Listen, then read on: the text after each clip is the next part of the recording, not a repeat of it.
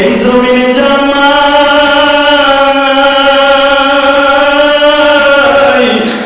তার মতো দুঃখ কেউ নাই রে ভাই। 10টা দিন বেচা পয়সা, 5 কেজি চাউল বেচা পয়সা তোমার জন্য রেখে দিয়েছে বাবা। তোমার বাবা গরিব মানুষ, বাবা পর্যাপ্ত পরিমাণ টাকা দিতে পারে না, ঠিক মতো তোমার উপযুক্ত টাকা দিতে পারে না। মা তোমার টিফিনের পয়সা গুলি আসল থেকে খুলিয়া তোমার হাতি দিয়ে বলছিল বাবা আব্দুল্লাহ যাবো বাবা,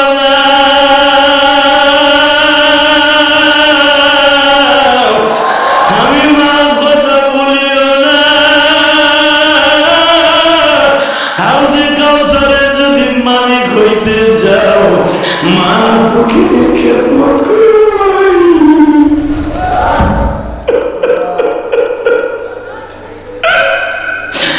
আল্লাহ দেখো আমার বাইরে কান্দে, আমার যুবক বাইরে কান্দে, মালিক কোথায় পাবো মা দক্ষিণ এই জগতে।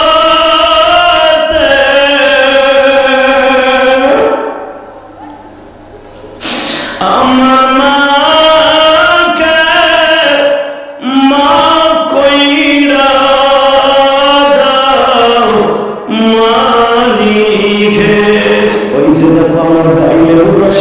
পানিগুলো ঝরে উনিকে দেখো দেখো দেখো, এই চেয়ারম্যান কেমন লেবুরসের মতো পানিগুলো ঝরে।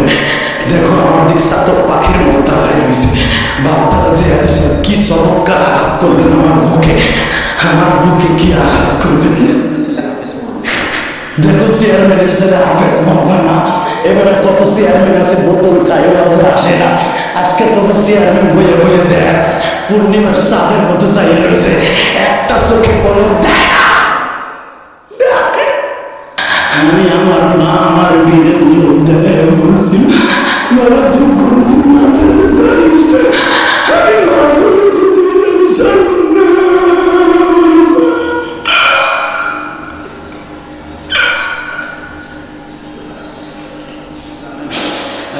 আমার এই নবীর এই চাচাটা তার বাবা যেদিন মারা যায় আব্দুল্লাহ, তখন এই আবু তালেবের রানের উপরে ঘুমিয়েছিল আব্দুল্লাহ, ওই অবস্থা মারা গেছে।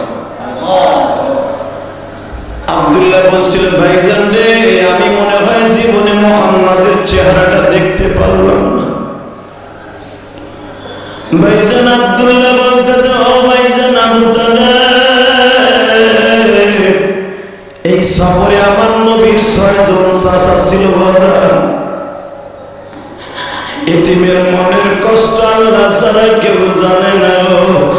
এই মাদ্রাসায় তুমি দেখো বাবা পুরো বছরটা যায় একটা আপেল কমলা খাওয়ার মতো তৌফিক নাই গো বাবা। আমিও তো একটা এতিমখানা চালাই গো বাজান, আমার মাদ্রাসায় 250 ছাত্র। ও সভাপতি সাহেব, প্রধান অতিথি সাহেব, আপনার ছেলে মেয়েরা কমলা কিনে দিলে খাইতে চায় না, খাইতে খাইতে আসুদা মিটে গেছে। আর এই মাদ্রাসার বাবা তুমি দেখো সারা বছরে একটা কমলা কিনে খাওয়ার মতো তৌফিক নাই।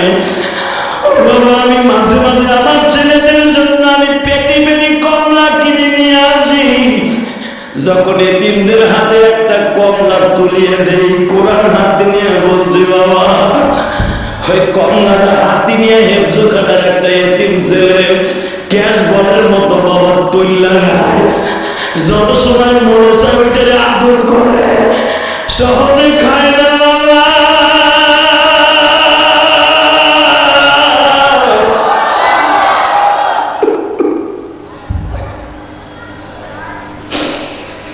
এতিম ছেলেগুলোর তুমি যদি এক পেটি কমলা কিনে দাও, আমি কোরআন বুক কিনে ওয়াদা করছি আমার কমিটির বাইরে আমি ইলিয়াসুর রহমান জিহাদি ধনির ঘরে জন্ম নেই নাই বাবা, যদিও প্রধানমন্ত্রীর এলাকায় জন্ম নিয়েছি গোপালগঞ্জের জমিনে বাবা, প্রধানমন্ত্রী এলাকায়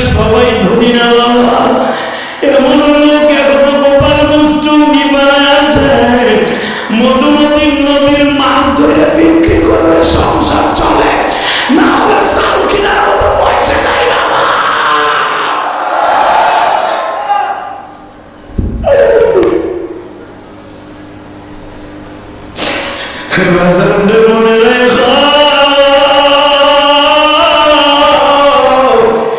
এই হেফজখানার ছেলেগুলি মাঝে মাঝে বুকে নিয়ে কায়েম দোয়ার বইল বাবা তোমার নাম কি যদি বলে আমার নাম আব্দুর রহমান, তোমার বাবার নাম কি আব্দুল করিম, মা বাবা আছে যদি বলে আমার বাবা নাই, ওরে বুকে নিয়ে একটা চাইপা ধরে একটা চুমা দিও। ও বাবার গালে তুমি চুমা দাও নাই, বিশ্বনবীর গালে চুমা দিছ বাবা, বিশ্বনবীর গালে চুমা দিছ, বিশ্বনবীর গালে চুমা দিছ। আমার তিন নবী বাজান রে, মক্কার ভূখণ্ডে মাত্র 8 বছর বয়স আবু তালেব আমার নবীর পাশে দাঁড়িয়ে আছে, নবীর মা নাই বাবা নাই। যুবক ভাইরা, তোমাদের এই হাই স্কুল মাঠে কত এতিম ছেলের সাথে তোমরা লেখাপড়া করো, এতিম বন্ধুরে পারলে তুমি 10টা টাকা দিয়ে একটা চিপস কিনে দিও, তোমরা পারলে একটা লোকরে একটা আপেল কিনে দিও। মনে রাখো রে ভাই, একটা এতিম ছেলের বুকে নিয়ে যদি একটা চাদরও কিনিয়ে দাও, একটা সুন্দরভাবে কথা বলো। আমার এতিম নবী বলেছে, যারা এতিমদের সাথে ভালো ব্যবহার করলো, ফাআম্মাল ইয়াতীমা ফালা তাকহার ওয়া আম্মাস সাইলা ফালা তানহার, যারা এতিমদের সাথে ভালো ব্যবহার করলো, ওরা আমি নবীর সাথে ভালো ব্যবহার করলো।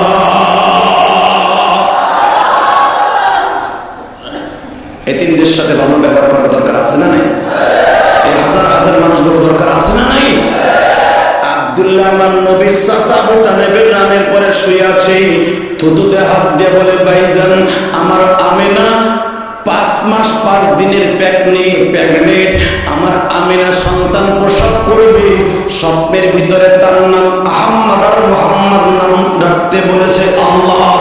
আমার মুহাম্মাদের জন্ম হবে, মনে হয় আমার দেখার সৌভাগ্য হবে বাবা ভাইজান। মৃত্যুর আগে আমার মৃত্যু ভাইয়ের ওসিয়তটা পুরা করেন কি, আমার মুহাম্মদ জন্মের পরে আপনারা বাবার আদর দিয়ে বড় করবেন, আমার আমেনাকে আপনারা বোন হিসাবে গ্রহণ করবেন। এই জামানায় ভাই মারা গেলে ভাই বউরে তার ভাইরা বিয়ে করার লেগে পাগল হয়ে যায়। যদি চেহারা ভালো হয়, আমি জানি আমার আমেনা বিশ্ব সুন্দরী, আমার আমেনাকে আপনারা কেউই বিয়ে করতে চাইবেন না। আমার 6টা বোন আছে, আমার আমেনারে আপনারা বোনের মতো জানবেন, আমার মুহাম্মদকে আপনারা বুকে নিয়ে আদর করবেন। তোমাদের এই স্কুলে কত এতিম ছেলে আছে, একসাথে ক্রিকেট খেলতে মাঠে নামো, এতিমদের মনে কষ্ট দিস না। ওই গোপালগঞ্জের মাটির নিচে ঘুমিয়ে আছে আমার জনম দক্ষিণী মা। ও ভাইজান, আমি যাদের সাথে লেখাপড়া করছি আজকে তারা চিত্র জগতের অনেক বড় বড় সুপারস্টার। আমি শুধু তোমাদের কাছে বলতে চাই, 12 বছর বয়সে যাদের মা চলে যায়, ওদের মতো দুঃখ এই জমিনে আর কেউ নাই। এই যে তোমাদের বাবুর ডাক্তার আজকে যখন আওয়াজে আসতেছিলাম, আমার বলে যে হাদি ভাই আমারও কিন্তু মা নাই, মা।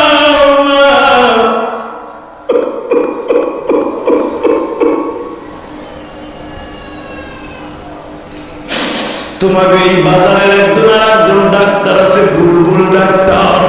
অবদান আমি মাহফিলে আসার আগে সে আমার হাতের মধ্যে টাকা হাতিয়ে দিয়া আর একটা ভাই বাবা রোমারি রাজীবপুর থেকে আসছে, আমার মসজিদে 1000 টাকা দিয়ে কি বলে, তোমরা দেখছো হুজুর আপনার মতো আমার মা নাই, মা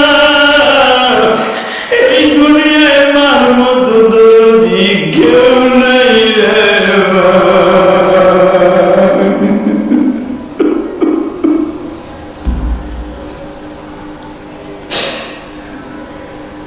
আব্দুল্লাহ বলে, ভাই আমার মুহাম্মদকে আপনি বাবার আদর দিয়ে, যুবক এখন কান্দি। শুধু তোদের চোখে পানি থাকবে, আর কিছু থাকবে না ভাই। তুই কি সমস্ত গুনাহ মাফ করাইতে চাস? আমি কোরআন ধরে বলছি, গুনাহ করতে লাগবে 60 বছর 70 বছর, আর আমার আল্লাহ মাফ করতে লাগবে 1 সেকেন্ড টাইম ভাই। এই করোনা দিয়ে আল্লাহ বুঝাই দিয়েছে তোর কে আপন কে পর। তুই এত বড় ম্যাস্টে জজটা উকিল সাহেব এমপি সাহেব মন্ত্রী সাহেব মারা গেছে, একটা লোক তোমার দেখতে আসে না। এমনকি টেলিফোন করে তোমার গরু মারা গেছে, এমপি টেলিফোন করে না।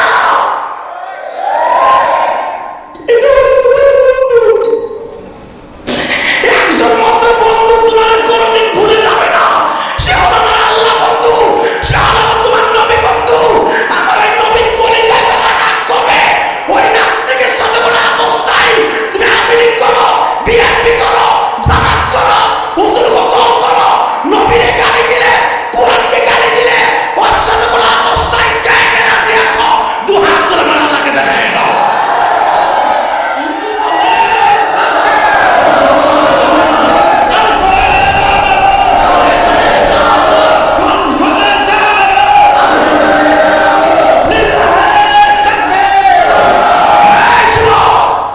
খামোশ। সমস্ত বন্ধু বান্ধবী চেনা হয়ে গেছে ছোট্ট একটা ভাইরাস দিয়ে করোনা। তোমরা দেখেছো ফেসবুকে এক জজ সাহেব আমি মাকে দেখতে গিয়েছিলাম বৃদ্ধাশ্রমে। এই সমস্ত মেডিসিন ওয়াজে লাগলে বিধায় আমরা এখানে ঘুরে ঘুরে দেখি এই হাত দিয়ে করোনা রোগী, আত্মি করোনা রোগী। আমি নিজে শ্রম জেহাদি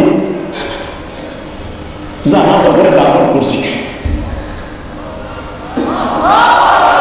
খিলঘাট থানার ওসি আমার গোপালগঞ্জের ছেলে, যাত্রাবাড়ির ওসি আমার গোপালগঞ্জ, আমার গ্রামের ছেলে। পুরো ঢাকাটাই তো আমার গোপালগঞ্জ, মুর্শিদপুর, মাদারীপুর, এই সমস্ত জায়গার ছেলেগুলি এরা আমার সাথে ছিল। বলছিল দোষ, তুমি আমার দেশের সম্পদ, তুমি গোপালগঞ্জের সম্পদ, তুমি একটু সাবধানে থাকো, করোনা রোগীর কাছে যাইও না, তোমার বেঁচে থাকার দরকার আছে। আমি ওসির কয়জন ছেলে সারা পৃথিবী তোমার চেনে। আমি বলছিলাম ভাইজান, আমি যদি একটা অসহায় মানুষের দাফন করে দিই, বিশ্বনবী বলছে তোমার জানাজায় হাজার হাজার মানুষ উপস্থিত হয়ে যাবে। তার জ্বলন্ত প্রমাণ উলামা একদম করুণায় মারা গেছে জুবাইর আহমদ আনসারী। ওই আইজি সাহেবের চাকরি সুদ্ধা চলে গেছে, লোক সামাল দিতে কেন পারে না এইটা ব্যাপারে তাকে সাসপেন্ড করা হয়েছে। লোক পানির বাদ জন্য ধরে রাখা যায় নাই, আলেমুল আমার জানাজার লোক বাদ দিয়ে রেখে যাওয়া যায় নাই। আবার কত এমপি মন্ত্রী মারা গেছে জানাজায় 8 জনের উপরে লোক দেয়। এটা হলো তোমার সামার দলবে না, এগুলো তোমার যে দলের লেগে রাস্তায় লাইন দাঁড়িয়ে গেছো, যেই দলের লেগে হুজুরকে কুত্তা পিটান পিটাইছো, যেই দলের জন্য জনগণের ধরাসকে সারা মনে করছো, আজকে একটা কর্ম তোমার পাশে নাই। কিন্তু একজন মাত্র নেতা তোমার পাশ থেকে যাবে না, কবরে যাই এই দেখবা তোমার পাশে বসে আছে সে তোমার বিশ্ব নবী। ওমান নবী মান হাদা রাজুল, চিনো সেই ব্যক্তিরে? এই দুইটা ফেরেশতা বলবে চিনো সিনারে। যদি কসলা আপনি চিনি না, ওখানে তো ইংলিশও চলবে না, ফার্সি চলবে না, উর্দু চলবে না, বাংলাও চলবে না, হিব্রু চলবে না, কোনো ভাষা চলবে না। মৃত্যুর পরে একটা মাত্র ভাষা, কোরআনের ভাষা, আরবি ভাষা। জিজ্ঞেস করবে মানে হাত রাজুল চিনো? যদি করলা আপনি চিনি না, মায়ের একটাও কবরে বড়, মাটিতে বড়, সব তোর কপালে বড়। কোরআনের বিরুদ্ধে কেউ কথা বললে তার সাথে আমি নাই, আমার সাথে বেয়াদবি করলে তার সাথে আমি নাই। সে দলের যতবারই কুতুব হোক না কেন। কষ্ট হইতেছে? খামোশ। মোহাম্মদ আজকে দেখায় দিবি রোকানারে 16 দিন আগের থেকে কুত্তা মাতার মাথায় এসেছে, অস্ট্রেলিয়ার কুত্তা খাওয়াইছে মোহাম্মদ রে, খালি একটা কুস্তির মাঠে আসার দিবি। আমি আর রাজি করব না, না আমার মন মতোই তুই না হয় নাই, না হইব না, হইব ঠিক আছে। খামোশ। সাইন দাও দিছে আমার নবীর চাচা, যদিও তার দলের লোক না, এদিক তাকাও, কিন্তু আমার নবীকে জানের থেকে বেশি ভালোবাসত। ডাইরেক্ট দরখাস্তটা বগলে লইয়া, আপনারা যারা মক্কায় গেছেন তারা মক্কামে হুজুর যেখানে খাদিজার বাড়ি, জান্নাতুল মুআল্লা কবরস্থান থেকে 2 তলার উপরে মা খাদিজার বাড়ি। মারহাবা বলুন। আমি ইসলাম দিয়ে 2004 সাল থেকে হজের উমরা দিয়ে কতবার আল্লাহ দিয়েছে পাসপোর্ট ছাড়া বলতে পারবো না। আমি কারো টাকা হতে যাই না, আমি কোনো ট্যাক্সের মালিক না, আমি কোনো লাখ সাথে করে নিয়ে যাই না। আল্লাহ আমাকে তৌফিক দিয়েছে তাই প্রতি বছর যাই। শুধু এই বছর যদি বন্ধন যেতে পারলাম না করোনার জন্য। প্রধানমন্ত্রী আমাদের গোপালগঞ্জের অন্তত 100 উপরে হাজিদেরকে সে বাংলাদেশ থেকে হজে নিয়েছে। গোপালগঞ্জের ভিতরে ছিল 58 জন, তার ভিতরে আমার নাম ছিল। আমি সরকারি খরচে যাই নাই, আমার টাকায় আমি দিয়েছি। আমি সেই ইলিয়াসুর রহমান জিহাদি। আমি বলছি না, আমি আগে নিবন্ধন হয়েছি, আমি যাবো না সরকারি খরচে। হে মুসলমান, এদিকে তাকান। আবু তালেব দরখাস্তটা এইভাবে নিয়ে মোগলে বেড়ে গেছে। তখন আমার নবী ঘুমাচ্ছে। এখন রাত 11:30 ধরেন এই টাইমে গেছে আমার নবীর বাড়ি। আমার নবী তখন ঘুমাচ্ছে। মা খাদিজার দরজার কাছে দাঁড়ায় দাঁড়ায় ঘুমাইতেন। এই মহিলার গোষ্ঠী অস্ত শুনতে আইছো, তোমার অন্য লোকের সাথে ফ্রেন্ড করে, অন্য লোকের সাথে বন্ধুত্ব করে তোমার স্বামীর বিরুদ্ধে ষড়যন্ত্র করো।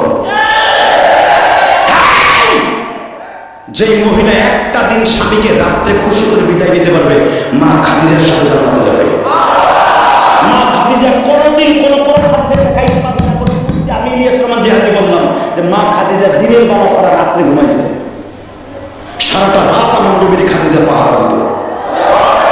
খাদিজার বাড়ি সারে বাড়িতে অস্ত্রের ঝঞ্ঝন আমি শোনা যেত। মা খাদিজার বাড়ির দরজা ছিল পিতলের। এই পিতলের দরজার করা কখন কি মারাতে পারে, স্বামীর এখন হত্যা করবো। স্বামীর পাহারা দেওয়ার জন্য পৃথিবীর মক্কা মধ্যপ্রাচ্যের ভিতরে সবচেয়ে বেশি ধনাঢ্য মহিলা ছিল মা খাদিজা। মা খাদিজার বর্ণনা করলে তোমার চোখে পানি রাখতে পারবে না। বুখারী হাদিস আছে, মা খাদিজা একটা 3 পিস বানাইলে রাসূলের সাথে বিয়ে হওয়ার আগে আরো 3টা বিয়ে হয়েছে খাদিজা। ওই স্বামীর ঘরে একটা স্বামী 100 করে স্বর্ণ দিয়ে মা খাদিজার নিচে। মা খাদিজা যখন নবীর সাথে বিয়ে হয় তখন মা খাদিজার 350 করে স্বর্ণ ছিল। এই স্বর্ণগুলো সব রাস্তায় বিয়ে দিয়েছে।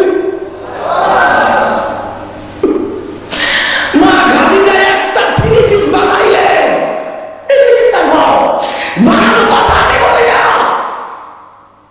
কিতাব পড়ে দেখো। মা খাদিজার নবীর 11 জন বিবির স্ত্রীর খবর পড়ে দেখো। বুখারীতে আছে, আনাস ইবনে মালিক বলে আমার নবী খাদিজার কথা বলে বসে বসে মসজিদে নববীতে কাঁদতো। আমরা নবীর কান্না থামাইতে পারতাম না। নবী বলতেন আমার খাদিজা আমার দুঃখের দিনের বান্ধবী ছিল। ও সাহাবী, আজকে আমার খাদিজা পয়সা থাকলে আমার মক্কা থেকে মদিনায় আসা লাগতো না।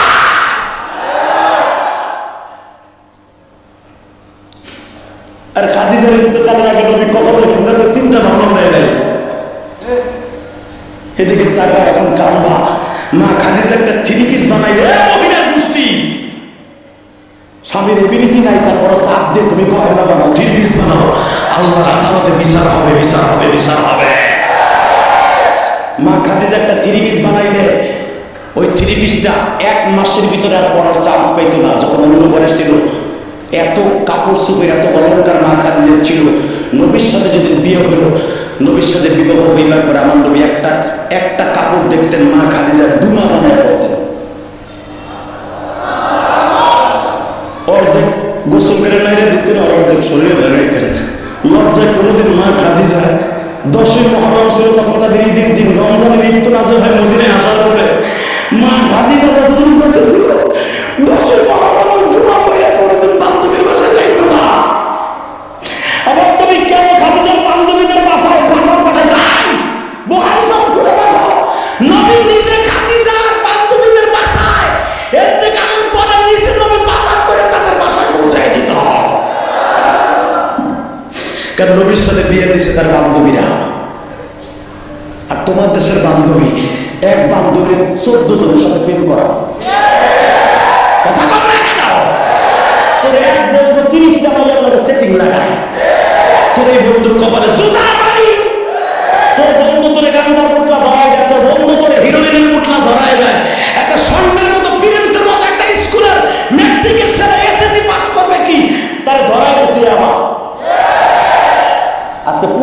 দেয় বেটা, প্রশাসনের তো জুতা দিয়ে বাইরে প্রশাসনকে ছাতা করবে বেটা। সবচাইতে বড় লিডার হলো তোর বাবা না, তোর বাবা নাই মামু না, তোর হিসাব বেরোতে একটা ওসি একটা থানায় বসে কি করবে? প্রশাসনের দৌড় দেশ, কপাল পরা বদমাইশ। পুলিশের দৌড় দেখা, পুলিশ কিছু বলে পুলিশ আছে পকেটে আমার ঢুকে দেখে আলাদা বাবা। কিন্তু মনে রাখো সমস্ত পুলিশ খারাপ না, এমন প্রশাসন আছে। ডিআইসি হাবিব ভাই আমার আপন আত্মীয়, এমন কোন মাস তাই দুই একবার কথা হয় না। এই তো কয়েকদিন আগে কথা হলে সমস্ত পুলিশের অন্তরে ভয় আছে, মনের ভয় আছে।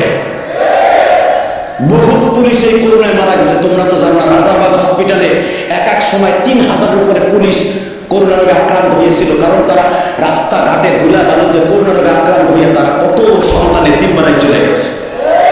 খবরও জানো না তোমরা? কষ্ট হইতেছে মাত্র 2 মিনিট। আরে ভাই আরে আর পারতাছি না। পয়সা দিবা, পয়সা দিবা, নাম শুনে যাবো না তো? আমার মামুনিরা একটা কাপড় মা খাদিজা 12 হাত কাপড়ে 6 হাত করে মা খাদিজা পড়তেন। আলহামদুলিল্লাহ বলেন না? এই খাদিজা রাত্রে ঘুমাইতো না, দিনে ঘুমাইতো। দরজার সাথে টেক লাগাইয়া দাঁড়ায় থাকতো কখন কে আসে। হঠাৎ করে রাত 11:30 থেকে 12টার সময় আবু তালেব আসছে। টক টক টক, দরজা খোলো। মা খাদিজা ঘরের থেকে আওয়াজ দিছে, মাকামে হুজুর। কে? আনা ইবনে আব্দুল মুত্তালিব, আনা আবু তালেব। আব্বা চাচা শ্বশুর তো, আপন চাচা শ্বশুর তো। আর এই খাদিজার সাথে, খাদিজা হলো আমার নবী মহারানা। খাদিজার সাথে যখন নবীর বিয়ে হয় সমস্ত মহরের টাকা আবু তালেব দিয়ে দিয়েছে। কারণ নবীর পকেটে তো পয়সা নাই, মেয়ে চাচাই দিয়ে দিছে, বাবার কাম করছে। এই জন্য খাদিজা থেকে অনেক ভালো বসতেন। আব্বা আসছেন? হ্যাঁ বসেন। বাতিজার খবর কি? এবার আওয়াজ দিও। আব্বা আপনার বাতিজা দাওয়াত তাবলীগের কাজ শেষ করে একটু রিল্যাক্সে ঘুমাচ্ছি। বৌমা এইটা হলো দাওয়াত তাবলীগের বড় কাজ, করতে জরুরি কথা আছে। ঠিক এই ভাষায় হাদিসে জরুরি কথা আছে। মাংস শেষ হয়ে যাবে, ভাতিজা এই দেশ থেকে চলে যেতে হবে।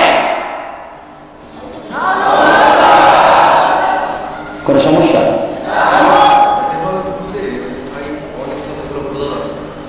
এটা তো মা হতে সমস্যা।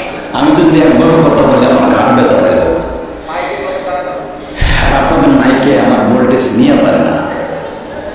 আল্লাহ কবুল করেন, চলবে না। আমি আসলে যারা কথা বোঝেন এরা তো চলেই যাবে, ঠিক না? ঠিক। আচ্ছা আমি চেষ্টা করবো আপনাদের একবারে মুখ লাগায় কথা বলতে, ইনশাআল্লাহ। বলেন আল্লাহু আকবার, চলে বলেন তো দেখি। কোন নেতার পিছনে ঘোরো? একদম নেতা কারে কর। কোরআন এমনি এমনি দেওয়ানগঞ্জ পর্যন্ত আসে নাই। বহুত রক্তের বিনিময়ে সংগ্রামের মারফতে কোরআন এই দেওয়ানগঞ্জ পর্যন্ত এসেছে। ওই গোপালগঞ্জ পর্যন্ত গিয়েছে, ওই মানিকগঞ্জ পর্যন্ত গিয়েছে। বহুত সংগ্রামের মাধ্যমে যার গায়ে জীবনে বসামাসি পড়ে নাই, হের বিরুদ্ধে কালকে রোকারের সাথে কুস্তি হবে, না পারলে দেশ ছাড়া দেবে। বৌমা মোহাম্মদের ডাক দাও না, এই কথা বলতে না বলতে আমার নবী উপরের থেকে নামতাছে। খাদিজা মনে করছে আমার স্বামী ঘুমাচ্ছে, আমার নবীর সামনে দাঁড়ায় বলে। শোনেন আর একটা মজাদার কথা আপনাদের বলি, সারা জীবন মনে রাখবেন। আমার নবী ঘুমাইলে কোনোদিন এই চুলগুলা এলোমেলো হতেন না। আমার নবী ঘুমাইলে ঘুম থেকে ওঠার পরে একটা মানুষের মুখে বদগন্ধ হয় না? এটা রাসূল নিজেই বলেছেন যে আমার অন্য কোনো মুখে বদগন্ধ হবে, এমনকি আমার আবু বকরের হবে, কিন্তু আমার আল্লাহ আমার মুখে কোনোদিন বদগন্ধ দিবে না। আমার নবী ঘুমের থেকে উঠলে নবীর চুল ছিল তখন ঘাড় বাপড়ি। এই ঘাড় বাপড়ি আপনার আমার হয়, চুল একটা যাবে গুলিস্তান, একটা যাবে গুলিস্তান, একটা যাবে যাত্রা বাড়ি। কথা বল না কেন? আপনাকে একটা পাগল ঘুমের ধরছে, কিন্তু আমার নবীর চুলগুলো জিবরাইল নিজেই সিঁথি কেটে রাখতেন। আমার নবীর মাঝখানে সিঁথি ছিল, মাঝখানে, পাশে না, মাঝখানে। এই জন্য মাঝখানে সিঁথি কাটা মহিলাদের মতো সুন্নাত রাসূল। এই জন্য যারা চুল বড় তারা কাটবে, কিন্তু যারা ছোট চুল এরা পাশে কাটবে, এটা নবীর সুন্নাত। বুঝুন না আমার কথা? এখন বললাম তাই অভ্যাস আছে, হাতের মধ্যে বেরি, জাহান্নামের বেরি, কানের মধ্যে দুল, মনে হয় হাফ লেডিস রাতারাতের ভিতরে হিজলা হয়ে গেছে। কথা না কেন? কি একটা আশ্চর্য ধরনের ডেন্ডি খায়, ডেন্ডি কি আছে এর মধ্যে আমি নিজেও জানি না। কথা কর না কেন? এই খাইস না ভাই, তো পাও দোষী খাইস না, এগুলো খাওয়ার ভিতরে কোনো বরকত নেই। নবীর সামনে আসার পর আমার নবী বলে, চাচা আগামীকালকে আমার সাথে কুস্তি হবে, আমি না পারলে এই দেশ থেকে তাড়াই দেবে। হবা দিজা তুমি কেমনি জানো? নবী কোরআনে আয়াত পড়তেছেন, মা ইয়ানতিকু আনিল হাওয়া ইন হুয়া ইল্লা ওয়াহয়ুহা। চাচা আপনারও মানুষের জানালে জানে, আর আমার জিগরাই জানালে দেয়। চাচা আপনার কাছে এক কপি আসছে না দলিলের কথা, এই যে আমার কাছে ডুপ্লিকেট আর এক কপি। আবু তালেব তখন বলে, ভাতিজা তুমি কি পারবা বাবা? এখন কাঁদবেন। কি কইছে আপনার গুণা নিয়ে বাইতে যাইতে হবে, আপনি গুণা নিয়ে বাইতে যাবেন না, আমি গ্যারান্টি দিলাম। আপনি গুণা এখন স্কুল মাঠে রেখে যাবেন। ভাতিজা তুমি কি পারবা বাবা? আমার নবী বলে, চাচা দেখা যাবে ইনশাআল্লাহ। আমি জীবনে কাউকে একটা চটকানি মারি নাই গো চাচা।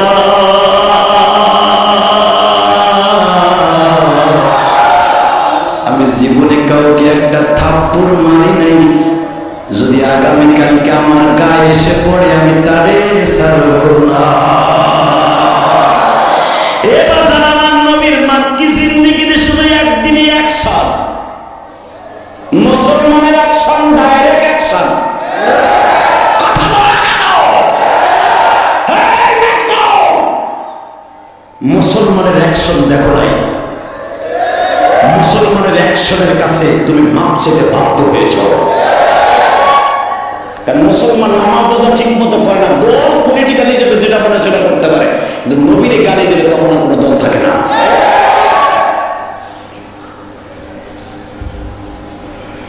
চাচা আগামীকালকা যান, ভাতিজা এটা কিন্তু আমাদের বংশীয় মান সম্মান। লিইলাফি কুরাইশিন ইলাফিহিম রিহলাতাশ শিতাই ওয়াস সাইফ, এটা কুরাইশ বংশের ঐতিহ্য। পারবা তো বাবা?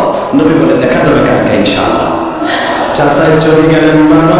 সকাল হয়ে গেল, বিশ্বনবী কিন্তু যায় নামাজ থেকে এখন ওঠে নাই।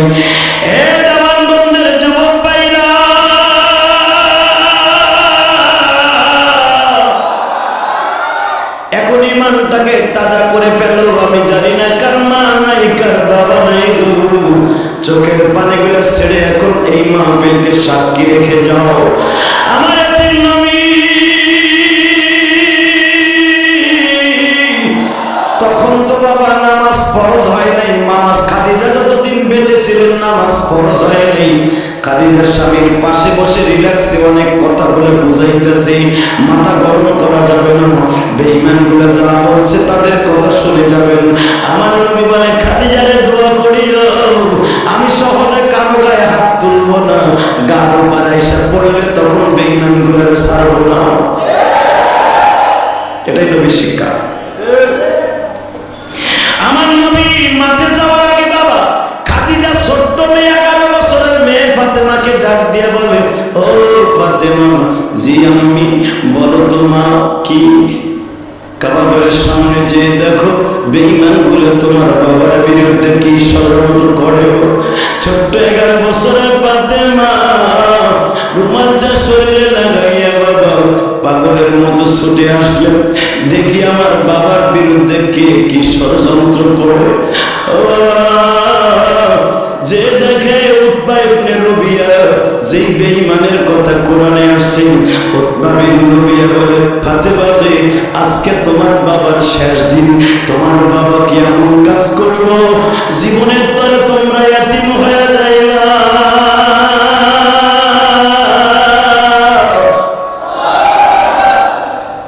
ফাতেমা ছোট্ট মানুষ দৌড়িয়ে বাসায় গেলেন, জিজ্ঞেস করলেন, মা খবর কি? বাবা তুই